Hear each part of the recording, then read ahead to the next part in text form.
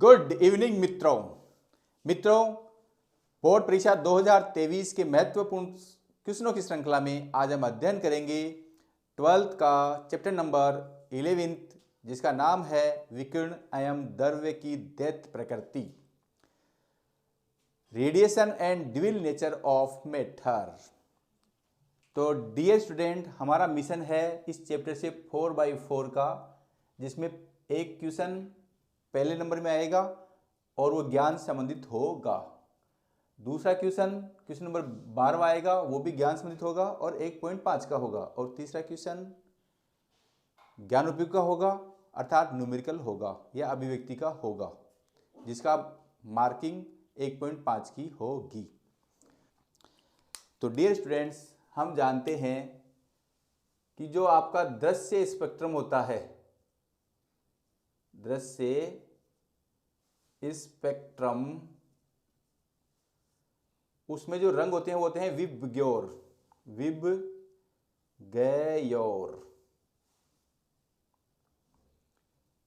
Violet यानी बैंगनी,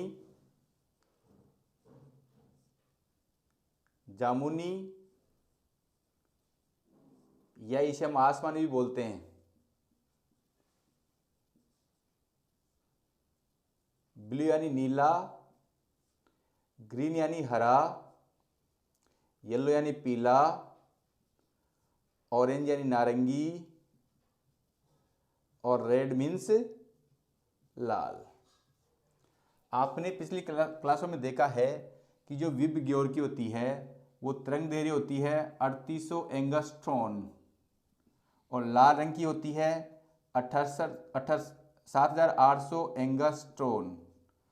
हम जितने भी खतरनाक जगह होती है वहाँ पर लाल रंग का प्रकाश लगाते हैं ताकि उसकी विजिबिलिटी अधिक हो, अर्थात इसकी लाल रंग की तरंगदैर्घ्य अधिकतम होती है और बैंगनी तरंग की तरंगदैर्घ्य न्यूनतम होती है। तो यदि मैं यहाँ पर लैम्डा दिखाऊं तो लैम्डा जो बैंगनी रंग का होगा वो मिनिमम होगा और लाल रंग का लैम्डा क्या होगा, मैक्सिमम होगा। अब ये तरंगदैर्घ्य दूरी होती है तो लाल रंग हमें दूर से दिखाई देता है, इसकी वजह क्या है, उसका तरंगदैर्घ्य अधिकतम होता है और बाकी रंगों का तरंगदैर्घ्य कम होता है। अब देखो, हम ये भी जानते हैं कि प्रकाश C equal to nu lambda, ये हम जानते हैं। तो न्यू बराबर क्या हो जाएगा, C अपॉन लैम्डा। अब जिसका लैम्डा ज़्यादा है उसका न्यू कम होगा और जिसका लैम्डा कम है उसका न्यू ज़्यादा होगा। तो यहाँ पर लैम्डा कम है तो न्यू क्या होगी, मैक्सिमम होगी, और यहाँ पर लैम्डा मैक्सिमम है तो न्यू क्या होगा, मिनिमम होगा। अर्थात जहाँ पर तरंगदैर्घ्य मिनिमम होता है वहाँ पर आवर्ती मैक्सिमम होती है और जहाँ पर तरंगदैर्घ्य मैक्सिमम होता है वहाँ पर आवर्ती मिनिमम होती है।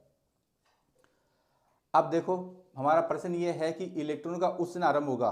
देखो, जब किसी धातु पर हम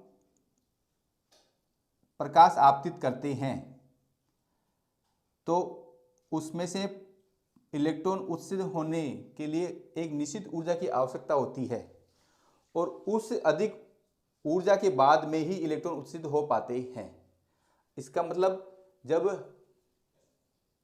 हरे रंग के प्रकाश के आपतन पर इलेक्ट्रॉनों का उत्सर्जन आरंभ होता है, यहाँ पर इलेक्ट्रॉनों का उत्सर्जन आरंभ होता है, इलेक्ट्रॉनों का उत्सर्जन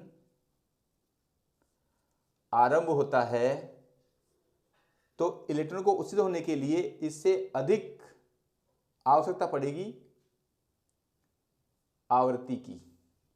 तो इसकी आवृत्ति कम, फिर इसकी ज़्यादा, इससे ज़्यादा। तो इसका मतलब ये हुआ कि हमारा ये कॉम्बिनेशन तो है इलेक्ट्रॉन को उत्सर्जित करने वाला, और ये वाला जो कॉम्बिनेशन है वो रहेगा इलेक्ट्रॉन को नहीं उत्सर्जित करने वाला।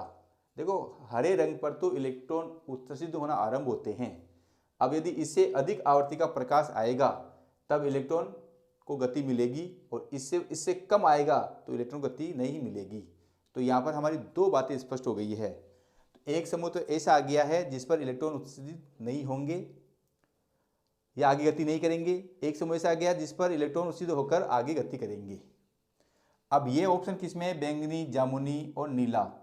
बैंगनी, जामुनी और नीला, या बैंगनी, आसमानी और नीला। तो यहाँ पर नहीं है, बैंगनी यहाँ पर है ही नहीं, यहाँ पर है परंतु यहाँ पर लाल आ गया है इसलिए नहीं होगा। यहाँ पर बैंगनी है और नीला है परंतु पीला नहीं है। यहाँ पर बैंगनी, नीला, आसमानी, तो करेक्ट आंसर क्या हो जाएगा? डी। अब इसमें ये उल्टा भी पूछ सकता है, आरंभ होते तो किस समूह पर इलेक्ट्रॉन उत्सर्जित नहीं होंगे? तो पीला, नारंगी और लाल पर इलेक्ट्रॉन उत्सर्जित नहीं होंगे। क्वेश्चन नंबर 2 है, प्रकाश विद्युत प्रभाव में उत्सर्जित इलेक्ट्रॉनों का वेग निर्भर करता है। देखो, इसको भी हम समझने के लिए आइंस्टीन का प्रकाश विद्युत समीकरण का सहारा लेंगे। आइंस्टीन के प्रकाश विद्युत समीकरण से क्या होता है? के मैक्सिमम बराबर, या आपतित फोटोनों की ऊर्जा E बराबर कार्यफलन फाई प्लस के मैक्सिमम। ये E क्या है? आपतित फोटोनों की ऊर्जा, और आपतित फोटोनों की ऊर्जा होती है h न्यू, और ये होगी phi 0 plus 1/2 mv maximum square. हमारा जो प्रश्न है इसको एक बार हम पुनः देख लेते हैं। प्रकाश विद्युत प्रभाव में उस इलेक्ट्रॉन का वेग निर्भर करता है, वेग निर्भर करता है। अब इसको कार्यफलन, फाई क्या है? कार्यफलन, h न्यू माइनस कार्यफलन बराबर 1/2 m v मैक्सिमम स्क्वायर। तो ये आपका हो जाएगा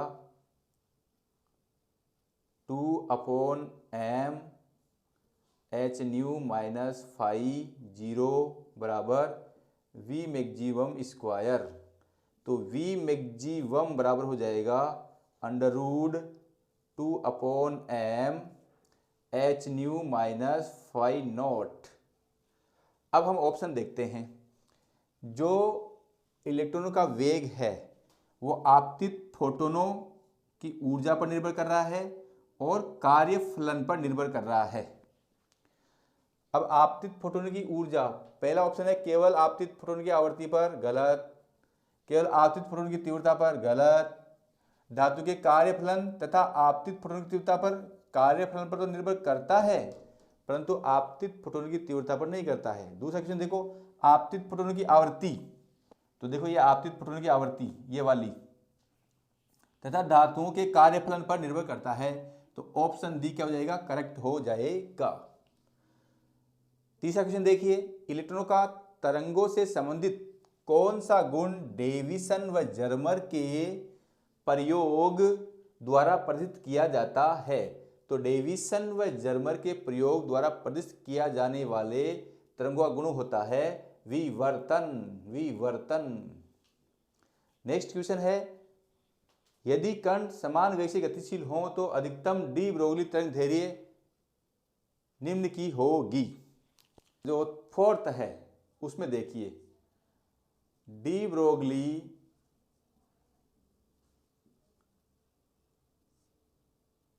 परिकल्पना से लैम्डा बराबर h/p होता है, और हम ये भी जानते हैं कि लैम्डा बराबर जो p संवेग होता है वो mv होता है या mc होता है, क्योंकि हम यहाँ पर प्रकाश विद्युत प्रभाव का अध्ययन कर रहे हैं। तो और प्रकाश का वेग क्या होता है? c होता है। अब प्रश्न में क्या दे रखा है? कण समान वेग से गतिशील है। कण क्या है? समान वेग से गतिशील है। तो ये v क्या है? नियत। h क्या होता है? 6.62 × 10⁻⁻34 जूल सेकंड। ये भी नियत है, ये भी नियत है। तो लैम्डा किस पर निर्भर करता है? 1/m पर। जिसका द्रव्यमान ज़्यादा होगा उसकी तरंग दैर्घ्य कम होगी, और जिसका द्रव्यमान कम होगा उसकी तरंग दैर्घ्य ज़्यादा होगी। अब देखो, न्यूट्रॉन का द्रव्यमान हम निकालते हैं। न्यूट्रॉन का द्रव्यमान तो हम जानते हैं कि 1.675 इंटू 10⁻⁻27 kg होता है। प्रोटॉन का द्रव्यमान mp 1.673 इंटू 10⁻⁻27 kg। बीटा कण जो होते हैं एक प्रकार से इलेक्ट्रॉन का जो द्रव्यमान होता है वही बीटा कणों का द्रव्यमान होता है। तो 1.6 इंटू 10⁻31, ये थोड़ा मैंने गलत लिख दिया है, 9.1 इंटू 10⁻31 kg। और अल्फा कणों का द्रव्यमान प्रोटॉनों के द्रव्यमान का 4 गुना होता है। तो m अल्फा बराबर 4 इंटू mp। तो अल्फा कणों का द्रव्यमान तो क्या सबसे ज्यादा होता है, अर्थात इस पर तो डी ब्रोगली तरंग दैर्ध्य क्या होगी, न्यूनतम होगी। तो अल्फा कण पर तो क्या होगी, न्यूनतम। अब इससे सबसे कम द्रव्यमान किसका है, सबसे ज्यादा तो है अल्फा कणों का। तो अल्फा कणों पर तो न्यूनतम डी ब्रोगली तरंग दैर्ध्य होगी अल्फा कणों की। और सबसे ज्यादा तरंग दैर्ध्य किसकी होगी, जिसका द्रव्यमान कम, किसका 10⁻31 है, सबसे कम द्रव्यमान बीटा कणों का है। तो बीटा कणों की डी ब्रोगली तरंग दैर्ध्य अधिकतम होगी। ये सबसे कम है तो ये अधिकतम होगी। द्रव्यमान मिनिमम तो लेम्डा मैक्सिमम। आंसर क्या हो जाएगा आपका, सी हो जाएगा। नेक्स्ट क्वेश्चन देखिए, डेविसन व जर्मर प्रयोग में सिद्ध हुआ है।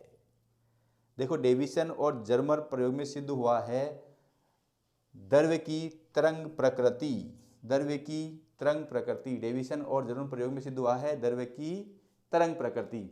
नेक्स्ट क्वेश्चन देखिए 6, डेविसन व जर्मर प्रयोग में अधिकतम तीव्रता प्राप्त होती है। अधिकतम तीव्रता प्राप्त होती है 50 डिग्री और 54 वोल्ट पर। अधिकतम तीव्रता प्राप्त होती है 50 डिग्री और 54 वोल्ट पर। 12 जो ज्ञान का है और क्वेश्चन नंबर 13 जो ज्ञान उपयोगी है, और दोनों ही क्वेश्चन 1.5 अंक के हैं। अब ये ज्ञान का 12वां जगह 13 हो सकता है और 13 जगह 12वां हो सकता है, तो ये कोई बड़ी समस्या नहीं है।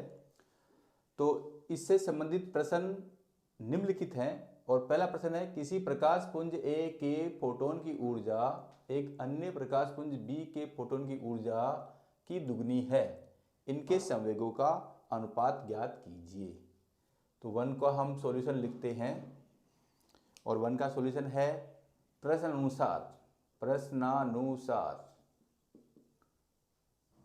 मान लिया कि पहले पुंज की फोटोन की ऊर्जा EA और दूसरे कण की फोटोन ऊर्जा EB है, तो प्रश्न क्या जाएगा EA to EB।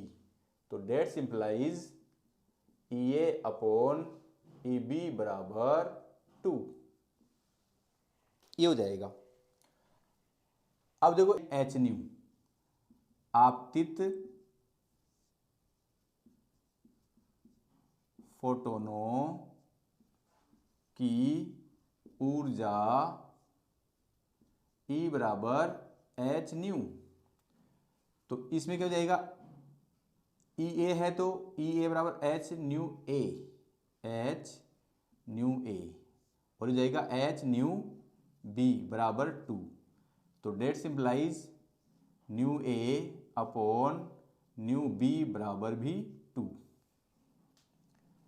और तीसरे हम क्या जानते हैं कि जो प्रकाश का वेग होता है, प्रकाश का वेग c बराबर न्यू लेमडा। तो न्यू बराबर हो जाएगा c लेमडा। तो इस स्थिति में न्यू a तो क्या हो जाएगा c अपॉन लेमडा a, और हो जाएगा c अपॉन लेमडा b बराबर भी 2। तो that simplifies lambda b upon lambda a बराबर भी 2 हो जाएगा। इसके बाद हम क्या जानते हैं, डी ब्रोगली परिकल्पना से, डी ब्रोगली परिकल्पना से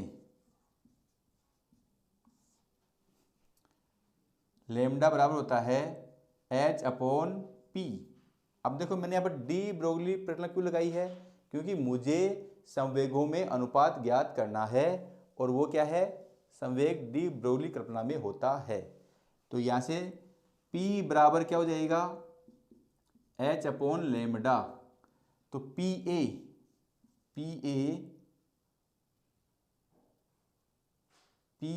आपका हो जाएगा H अपॉन लेमडा A, और PB हो जाएगा H अपॉन लेमडा B। तो that simplifies PA upon PB बराबर हो जाएगा lambda upon lambda A, sorry H upon lambda A into ये H अपॉन लेमडा B हर में होगा, तो लेमडा B तो चला जाएगा ऊपर, H आ जाएगा नीचे, H से H कैंसिल हो जाएगा, तो PB बराबर हो जाएगा lambda B upon lambda A। यदि मैं इसको समीकरण नंबर 1 दे दूं, इसको समीकरण नंबर 2 दे दूं, तो समीकरण 1 व 2 से PA अपॉन PB बराबर 2, तो इसे मैं लिखता हूँ 2:1। तो अतः संवेगों का अनुपात 2:1 होगा, ये मेरा आंसर हो जाएगा। अतः संवेगों का अनुपात 1:2 होगा।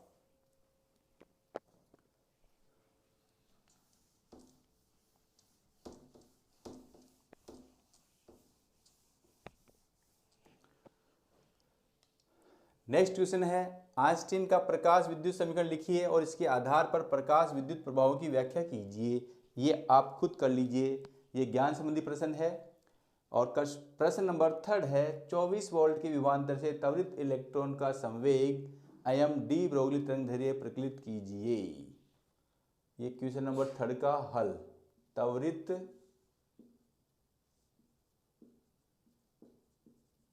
इलेक्ट्रॉन के लिए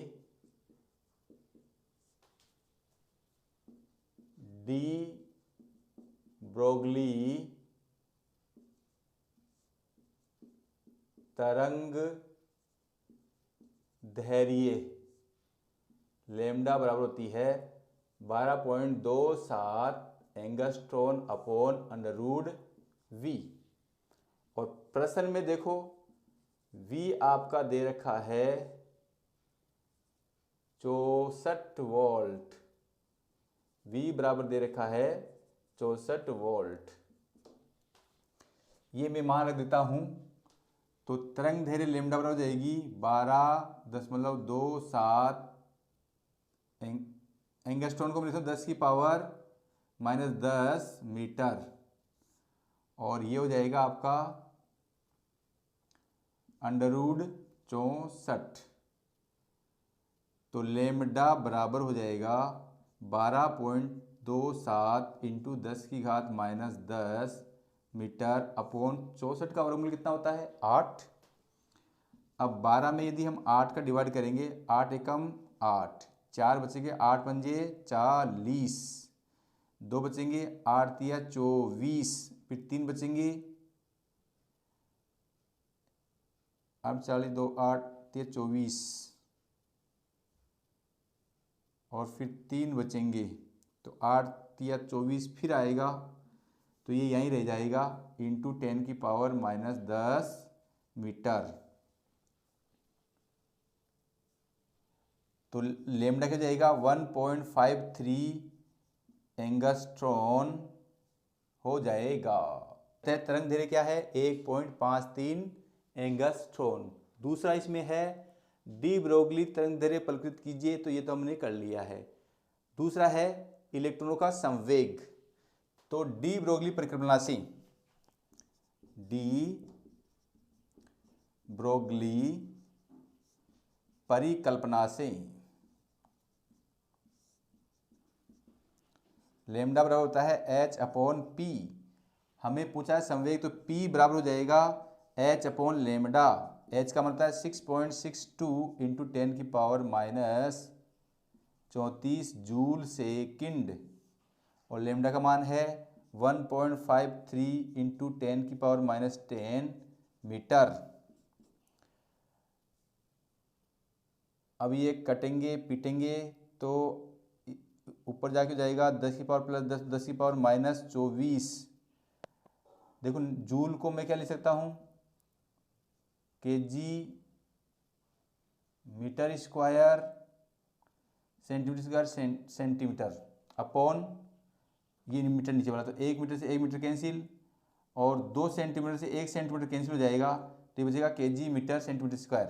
और केजी मीटर सेंटीमीटर स्क्वायर क्या होता है, पी एम वी का वेग होता है, ये तो वी और ये एम, तो ये आपका आ जाएगा केजी मीटर प्रति सेकंड। अब 2 जीरो से 2 जीरो कैंसिल हो जाएंगी, तो 662 में 153 का डिवाइड करेंगे तो ये 4 बार जाएगा, 4 × 3 = 12, हासिल किए 20 और 1 21, 4 2 6, 0 5 नहीं जाता है, दशमलव, फिर ये आपका जाएगा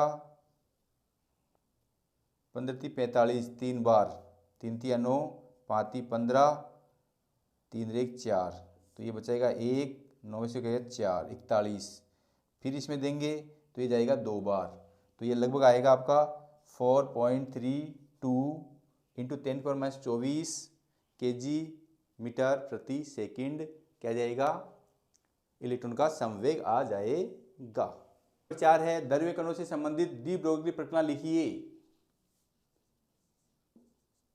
प्रत्येक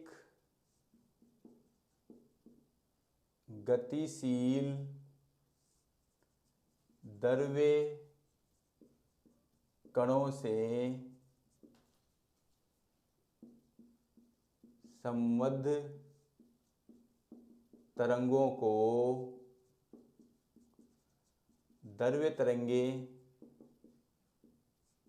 और तरंग दैर्ध्य को डी ब्रोगली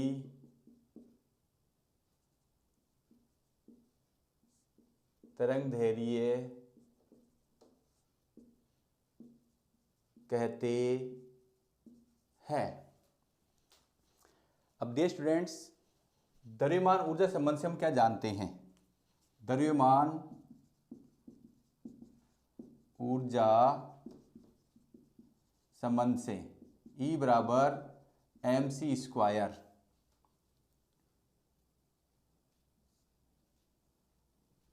और आपतित फोटोन की ऊर्जा, आपतित फोटोन की ऊर्जा E = hν, और हम ये भी जानते हैं कि C बराबर होता है न्यू लेमडा, तो न्यू बराबर हो जाएगा C/λ, तो आपतित फोटोन की ऊर्जा क्या हो जाएगी, E बराबर, या देखो मैं इसको समीकरण नंबर 1 दे दूं, इसको समीकरण 2 दे दूं, इसको समीकरण 3 दे दूं, तो 2 वह 3 से क्या हो जाएगा, E = hc/λ, समीकरण 4। अब देखो समीकरण 1 और 4 से लेफ्ट हैंड साइड बराबर है, इसलिए राइट हैंड साइड भी क्या होगी, बराबर होगी। समीकरण 1 वह 4 से hc/λ = mc², एक सी से एक सी कैंसिल हो गया, तो h/λ = mc, द्रव्यमान इंटू वेग क्या होता है, संवेग p, तो लेमडा बराबर हो जाएगा h/p। यही क्या है, आपकी डी ब्रोगली तरंग दैर्ध्य की परिकल्पना है, या डी ब्रोगली तरंग दैर्ध्य का समीकरण है। क्वेश्चन नंबर 5 है, निरोधी विभव को परिभाषित कर। निरोधी विभव वह आपतित प्रकाश की आवृत्ति के मध्य वक्र खींचिए। तो देखो बच्चों, सबसे पहले निरोधी विभव को परिभाषित करने के लिए हम विभव या विभवांतर और आपतित प्रकाश की धारा में ग्राफ खींचते हैं। सबसे पहला काम तो हम ये करते हैं इसमें, तो यह y एक्स पर लेते हैं प्रकाश विद्युत धारा और एक्स एक्स पर हम लेते हैं विभवांतर, ये आपका 0 पॉइंट है। इधर प्लस विभव होगा, इधर माइनस विभव होगा। देखो ये ग्राफ ऐसे आएगा,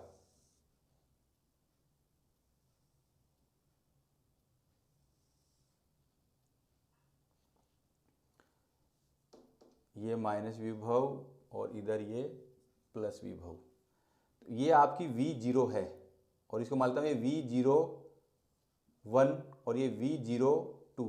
V0 पर आवृत्ति को हम न्यू जीरो से और इस पर आवृत्ति को न्यू 01 से और इस पर आवृत्ति को न्यू 02 से प्रदर्शित करते हैं।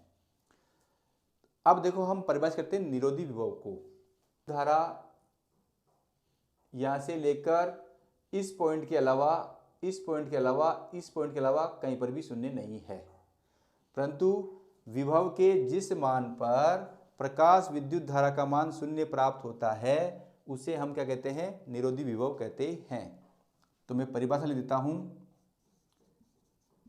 विभव का वह मान जिस पर प्रकाश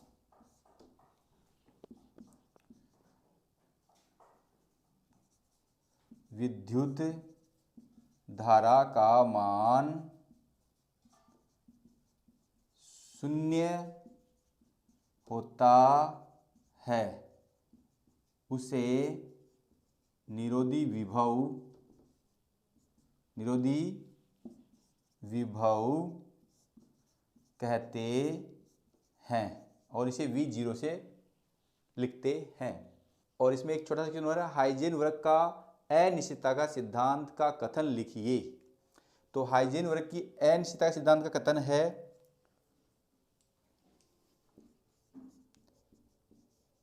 किसी कण की स्थिति वह संवेग का एक साथ मापन करना असंभव है,